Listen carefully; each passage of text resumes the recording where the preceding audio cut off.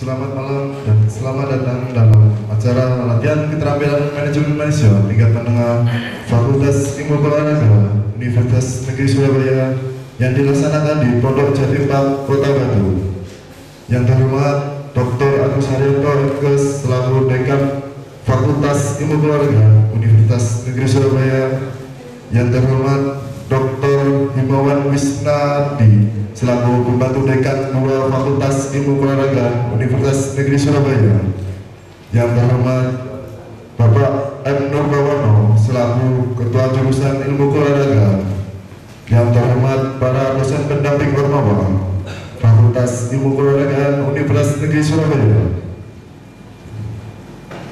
Yang terhormat Bapak Tutur Chatniko MKes dan Bapak Asrori SS selaku pemandu latihan keterampilan manajemen mahasiswa tingkat menengah.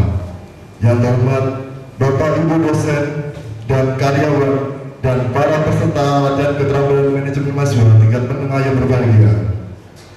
Marilah kita panjatkan pujian dan puji syukur kehadirat Allah SWT karena atas kekaruniaannya kita dapat berkumpul di sini dalam acara latihan keterampilan manajemen mahasiswa tingkat menengah. Saya di sini sebagai pembawa acara akan membacakan susunan acara. Susunan acara yang pertama, pembukaan. Acara yang kedua, menyanyikan lagu Indonesia Raya dan dilanjutkan Mars Unesa diikuti oleh seluruh peserta. Acara yang ketiga, sambutan. Acara yang keempat, penutup dan doa. Baiklah, marilah kita menginjak acara yang pertama, pembukaan. Mari kita buka acara ini dengan bacaan basmalah. Bismillahirrahmanirrahim. Menginjak acara yang kedua, menyanyikan lagu Indonesia Raya dan dilanjutkan Mars Unesa diikuti oleh seluruh peserta. Hadirin yang berbahagia,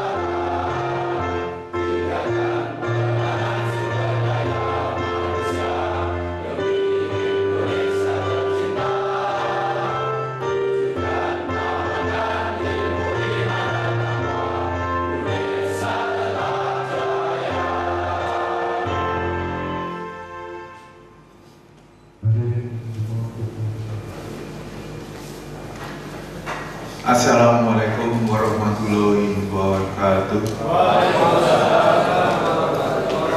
Selamat malam, salam sejahtera bagi kita semua. Kepada yang terhormat Dekan Fakultas Ilmu Olahraga Universitas Negeri Surabaya, Pembantu Dekan 2 dan Pembantu Dekan 3 Fakultas Ilmu Olahraga Universitas Negeri Surabaya,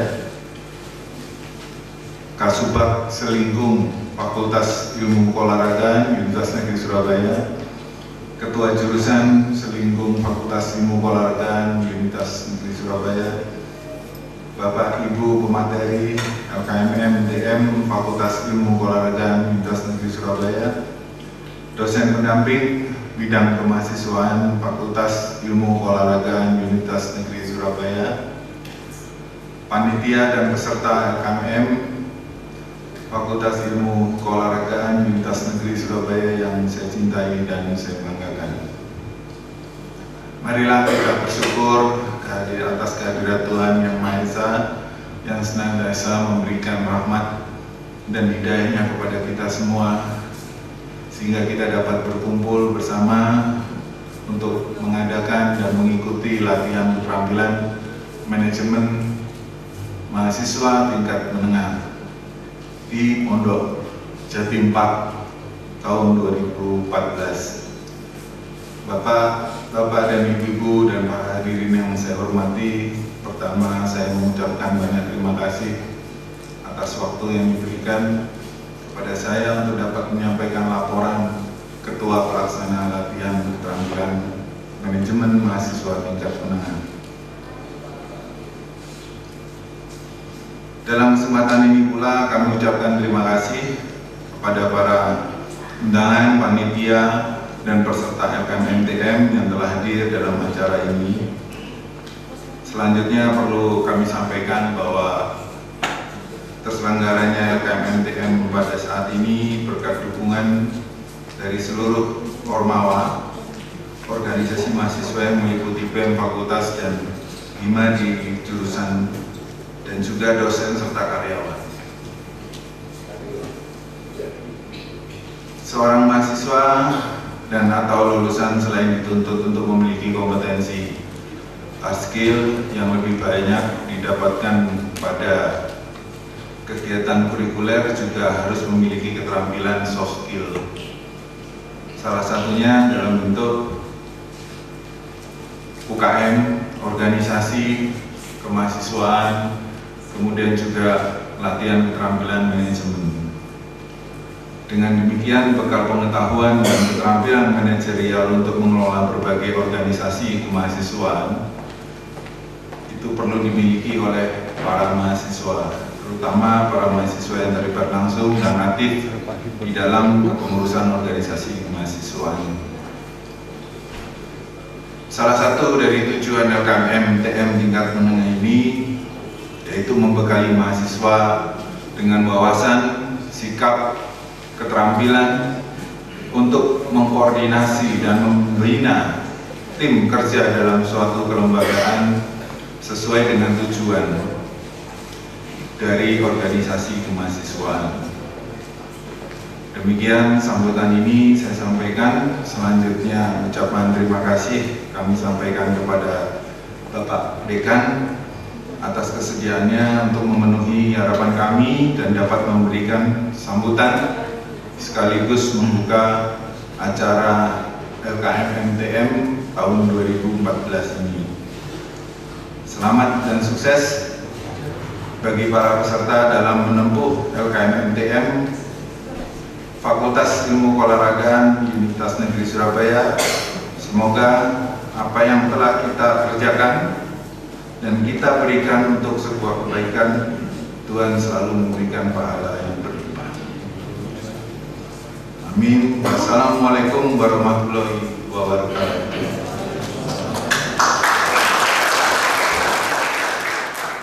Assalamualaikum warahmatullahi wabarakatuh.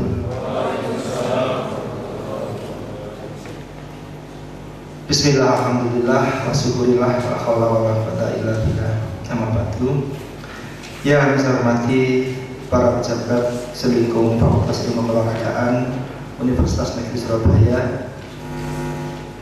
para pendamping mahasiswa di lingkungan Fakultas Ilmu Keolahragaan Universitas Negeri Surabaya, para mahasiswa peserta LKMM yang berbahagia.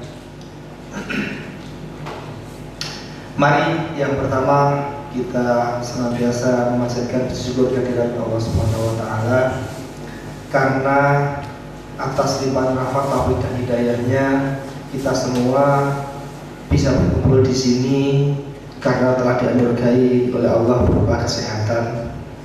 dan semuanya itu tidak bisa kita pungkiri, yang harus kita syukuri setiap saat. Yang kedua,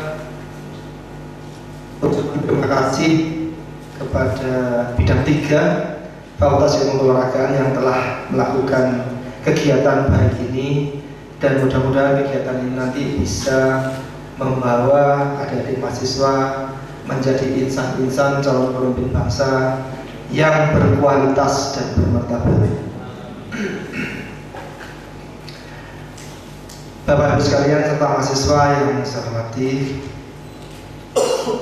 sekilas tadi saya diberitahu bahwa dari sekian peserta ini ada yang dari fakultas lain. Barangkali saya ingin tahu siapa yang dari fakultas lain, angkat tangan. 1, 2, 3, 4. Yang Mbak itu dari fakultas mana? Fakultas Ilmu Pendidikan, Pak. Ilmu Pendidikan. Yang Masnya? Teknik Pendidikan, Fakultas Teknik. Ya, 2 dari Fakultas Teknik, 2 dari Fakultas Ilmu Pendidikan. Ini nampaknya merupakan suatu sinergi bahwa sebenarnya mahasiswa itu tidak perlu terkekang di tempatnya masing-masing. Ya, dimanapun fakultas itu adalah milik Universitas Negeri Surabaya. Yang semuanya ini bahwa kita ini adalah mahasiswa Universitas Negeri Surabaya. LKMM, kenapa dinamakan LKMM? Latihan keterampilan manajemen mahasiswa. Ketika kita ngomong tentang keterampilan, maka secara prinsip harus dilatih. Oleh karena itu, ketika nanti teman-teman mahasiswa sudah sampai pada LKMTM ini, maka perlu ilmu yang diperoleh itu dilatih di dalam konteks organisasi yang digeluti oleh masing-masing. Inilah wujud bahwa sebuah teori tidak akan banyak manfaatnya tanpa ada implementasi. Kalau nanti teman-teman sudah mendapatkan ilmu di sini, mari diimplementasikan di organisasinya masing-masing. Ini sebuah keterampilan yang perlu dilatih. Tanpa latihan, keterampilan itu tidak akan terwujud. Oleh karena itu, suatu hal yang sangat luar biasa yang kali ini dilakukan di Batu ini. Kalau dilihat dari jenjangnya, ini merupakan level yang ketiga. Yang pertama LKMM pra TD, kemudian LKMM TD, sekarang LKMM TN. Jadi ini sudah kelas 3. Kalau sudah kelas 3 itu, kalau SD itu akan menginjak dewasa di SD, kalau SMP itu sudah mau tamat SMP, dan kalau SMA itu sudah mau tamat SMA. Kalau sudah kelas 3. Nah, oleh karena itu mohon kiranya nanti apa yang perlu di sini benar-benar diamalkan, diaplikasikan dalam konteks kehidupan berorganisasi. Saya cerita sedikit. Saya kemarin itu baru pulang dari Jepang, jadi tadi malam itu sampai di rumah jam setengah 12 malam. Alangkah jauh perbedaan kehidupan di negeri tetangga kita yang agak jauh itu, di Jepang itu, dengan di negeri kita sendiri. Jepang itu kalau kita melihat sejarahnya, orangnya sadis. Kalau Anda melihat film-film zaman dahulu, Jepang itu terkenal sadis, terjawa Musa dan sebagainya. Tetapi di balik itu, orang Jepang itu sopan santunnya sangat luar biasa. Saya sempat iri dan saya sampaikan, kebetulan saya berkunjung bersama Pak Rektor Jepang kemarin itu. Saya menyampaikan kepada Pak Rektor, Pak Rektor, mari kita tengok ke sebelah ini. Ketika mahasiswa itu kuliah, maka semua peralatan dipindahkan kemanapun itu adalah mahasiswa semua gotong royong. Tidak pernah ada yang iri, yang ini tugas siapalah, tidak ada. Selesai kuliah, mahasiswa semua berbondong-bondong membersihkan, meluruskan kursi dan sebagainya. Dan itu merupakan suatu kebiasaan. Kebiasaan itu terjadi karena dilatih sejak awal. sehingga terjadilah sebuah keterampilan. Nah, ketika Pak Rektor menolak juga, Pak Rektor bilang, seandainya kampus kita seperti itu, alangkah bahagianya kami yang menyaksikan hal itu. Kemudian setelah berpindah ke tempat lain, ketika ada para mahasiswa mengunjungi kursi, membawa kursi memindahkan untuk kuliah, naik turun tangga, begitu ada orang lewat, ada tamu lewat, maka semua mahasiswa itu berhenti dengan sendirinya. Ketika berhenti, apa yang dilakukan? Semuanya bilang, arigatou gozaimasu, arigatou gozaimasu. Ini mahasiswa Jepang. Saya kagum. Kalau 2 tahun yang lalu saya berkunjung ke Jepang itu di sebuah SMP. Saya berpikir ketika saya datang ke sebuah SMP itu akan disambut dan dipandu oleh guru-gurunya. Tetapi ternyata yang memandu itu siapa? Para siswanya. Jadi siswa di SMP itu sudah bisa seperti itu. Nah, ketika kami datang disambut oleh guru-guru dan kepala sekolah, ditempatkan suatu tempat seperti ini, kemudian guru menyampaikan, Bapak Ibu nanti akan ada yang memandu. Silakan Bapak Ibu tunggu di sini, dalam waktu 5 menit mereka akan datang memandu. Saya mencoba, benar nggak 5 menit? Sebab di tempat kita ketika ngomong 5 menit bisa 10, 15, 20 menit. Waktu terbuang sia-sia. Begitu 5 menit mahasiswa 4 orang siswa datang menghadap kami. Arigatou gozaimasu. Saya diperintahkan oleh guru saya untuk mengantarkan Bapak Ibu berkunjung ke tempat-tempat yang telah ditentukan. Ketika mereka mengunjungi satu tempat, mereka mengatakan, Bapak Ibu di sini ada waktu 10 menit. Jadi kita diberi waktu 10 menit. Saya menunggu di sini, silakan Bapak Ibu di tempat ini mau seperti apa saja, melihat pembelajaran dan sebagainya. Waktunya 10 menit. Kasih waktu 10 menit. 10 menit kurang 30 detik, mereka bilang, waktu tinggal 30 detik. Kita bergeser ke sana. Yang tidak bergeser ditinggal. Jadi ada teman yang ketinggalan, ada yang mengikuti. Di sini lagi, selesai. Kemudian di sebuah tempat di aula kita dihadapkan kepada siswa yang jumlahnya kira-kira sekitar 120 siswa. Di setiap kelompok siswa itu ada 5 orang, satu kelompok itu 5 orang. Tiap kelompok itu menampilkan sebuah, katakanlah kalau di sini itu cerita pendek tentang apa? Tentang tokoh yang disukai oleh siswa itu, tokoh nasional. Jadi kalau di sini misalnya ada satu kelompok siswa itu, misalnya menyukai, saya suka Ki Hajar Dewantoro, maka dia akan membuat gambar Ki Hajar Dewantoro, kemudian menuliskan kisahnya sampai harapan saya seperti apa terhadap Ki Hajar Dewantoro. Itu siswa SMP. Semua kelompok menyelesaikan satu. Selesai. Waktunya selesai. Bapak Ibu waktunya habis, kita kembali ke sana. Anak SMP. Setelah selesai, kembali ke tempat, saya bilang, saya kepingin foto sama kamu. Dia bilang, oke, 1 menit. Diberi waktu 1 menit. Foto, cepat. Foto, terima kasih, saya akan kembali ke kelas. Ini siswa SMP. Saya membayangkan, kira-kira kapan ya teman-teman kita di Indonesia seperti itu. Bahkan sekarang barangkali kita semua kalau ditanya siapa pahlawan kita, masih berpikir siapa ya pahlawan kita ya. Tapi kalau kita ditanya siapa penyanyi yang terkenal itu, wah selesai. Nah ini menunjukkan bahwa mari dengan LKM MTN ini kita tumbuhkan rasa kebangsaan yang tinggi, kita tumbuhkan patriotisme bangsa yang tinggi terhadap negara kita, Sebab siapa lagi kalau bukan kita yang akan peduli kepada bangsa dan negara kita. Saya yakin ini semua yang duduk di sini adalah calon-calon pemimpin bangsa. Seorang pemimpin itu, kalau saya pernah mendapatkan informasi dan pernah membaca, ada 4 hal yang mendasari seorang pemimpin menjadi pemimpin yang bagus. Yang pertama, seorang pemimpin itu harus cerdas religius.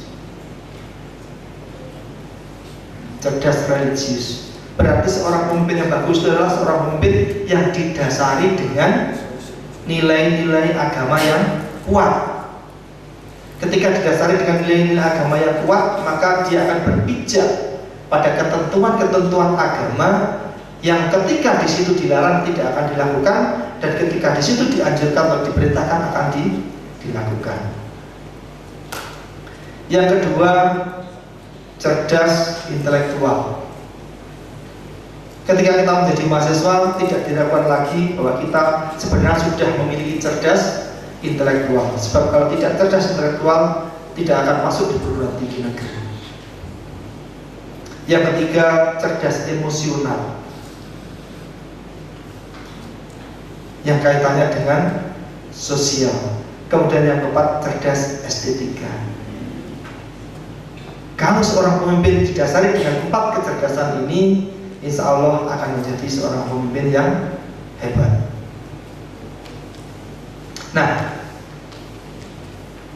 kemudian kami ketika di Jepang kemarin meneruskan perjalanan menuju ke tempat yang ditunjukkan oleh pemandu yang dari University of Osaka University. Mereka mengajak kami ke tempat sebuah keraton. Kalau di sini mungkin bisa dulu zaman Majapahit gitu ya. Nah, makna apa yang kita petik di sana? Kami ditunjukkan bahwa ini keraton ini adalah tempat kaisar, pertemuan kaisar-kaisar. Jadi yang bisa masuk di situ adalah para kaisar.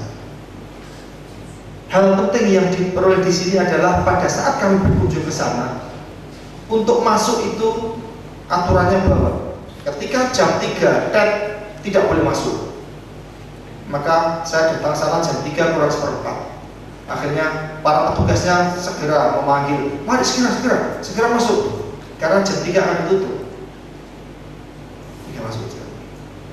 Nah, kemudian di situ mereka sangat berhati-hati terhadap semua tamu, sehingga pengawasan itu sangat ketat. Dan di sekeliling itu semua, saya tidak menemukan satu lembar pun sampah, entah kertas, entah apa yang terjajar. Bersih semua. Ini menunjukkan kepedulian bahwa orang Jepang itu sangat mencintai kebersihan. Kemudian ketika di jalan, bagaimana sopan santun orang di jalan.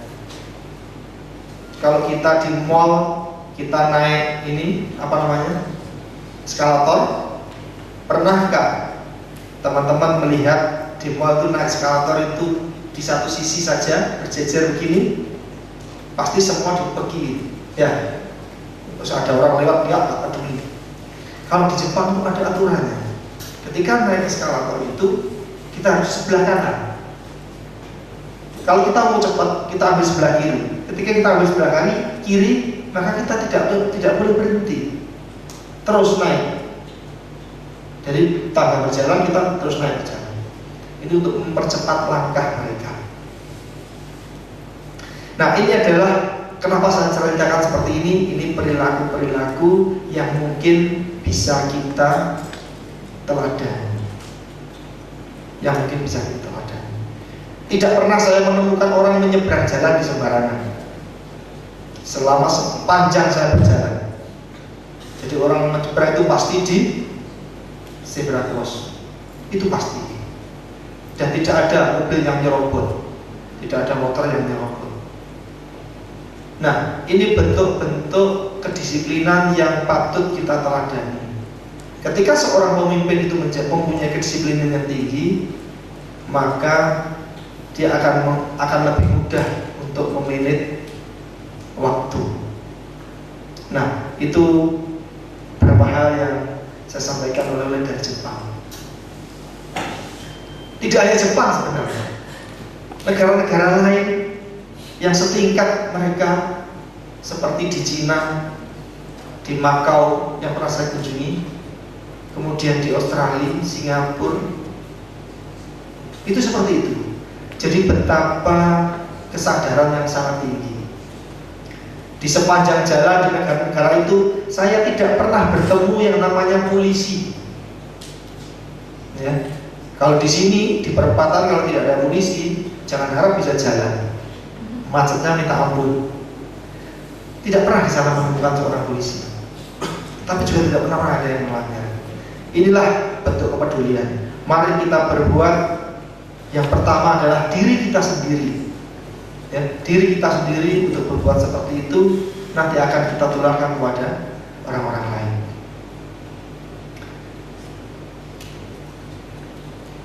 Dari LKMTM ini saya berharap dari sekian ini nanti syukur kalau semuanya bisa berlanjut ke tingkat lanjut LKMM TL, kemudian naik saja yang paling atas LKMM apa itu? LKMM setelah tingkat lanjut kadar bangsa. Nah, sebenarnya itulah wujud dari level yang dikatakan belajar kepemimpinan. Ketika teman-teman mahasiswa nanti tidak punya organisasi di kampus, silakan untuk mengembangkan di organisasi yang ada di luar kampus. Ketika saya melihat siapa orang-orang yang punya karisma, siapa orang-orang yang bisa mengendalikan sesuatu, siapa orang-orang yang bisa menggerakkan, siapa orang-orang yang bisa menantang, yaitu orang-orang yang suka belajar berorganisasi. Bagaimana bersih-bersih berorganisasi dan sebagainya. Itu akan ditemukan manakala saudara mengalami di organisasi itu. Jangan hanya membaca buku, jangan hanya melihat, tetapi harus melakukan. Itulah sebuah keterampilan. Dari sini saya berharap mudah-mudahan dari teman-teman mahasiswa di sini nanti ke depan dalam waktu 5-10 tahun mendatang, mudah-mudahan saya bisa melihat teman-teman ini sudah menjadi seorang pemimpin di bangsa ini. Itu doa saya dan itu yang saya sampaikan. Mudah-mudahan apa yang saya sampaikan walaupun sedikit bisa kita amalkan dan bisa kita petik hikmahnya. Jika ada kekurangan, maka semata-mata itu dari saya kekurangan itu. Kurang lebihnya mohon maaf, saya akhiri. Wassalamualaikum warahmatullahi wabarakatuh. Dan membaca Bismillahirrahmanirrahim. Latihan keterampilan manajemen mahasiswa tingkat menengah Fakultas Ilmu Keolahragaan Universitas Negeri Surabaya secara resmi saya nyatakan dibuka.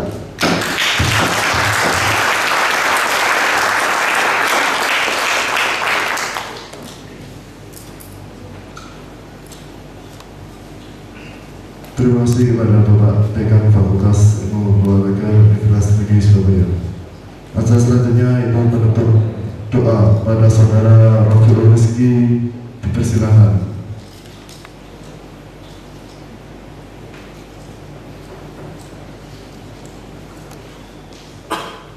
Sebelum kita mengucapkan doa kepada Tuhan Yang Maha Esa, marilah kita menengadahkan tangan kepadanya, berdoa agar acara ini bisa lancar dan sukses. A'udzubillahi minasyaitonirrajim. Bismillahirrahmanirrahim. Ya Allah, ya Tuhan kami, ampunilah dosa-dosa kami, dosa-dosa kedua orang tua kami, dosa-dosa bapak ibu guru kami, dan dosa-dosa para pahlawan yang telah mendahului kami. Ya Allah, ya Tuhan kami, berikanlah kemudahan pada kehidupan, berikanlah kelancaran dan kesuksesan pada acara LKM MTM Fakultas Ilmu Keolahragaan Indonesia ini. Jadikanlah acara ini acara yang bermanfaat bagi kami dan di masyarakat nanti. Ya Allah, ya Tuhan kami, hanya kepadamu lah kami memohon, dan hanya Engkau lah yang dapat mengabulkan doa kami. Rabbana atina fid dunya hasanah wa fil akhirati hasanah wa qina adzabannar.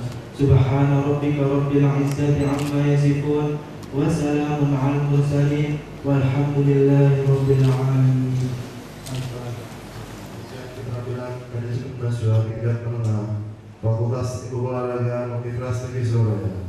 Selamat melaksanakan kegiatan latihan keterampilan manajemen nasional tingkat menengah dengan semangat dan selalu sukses. Saya selaku pembawa acara, apabila ada kata yang salah atau kurang berkenan, saya memohon maaf yang sebesar-besarnya. Terima kasih. Wassalamualaikum warahmatullahi wabarakatuh.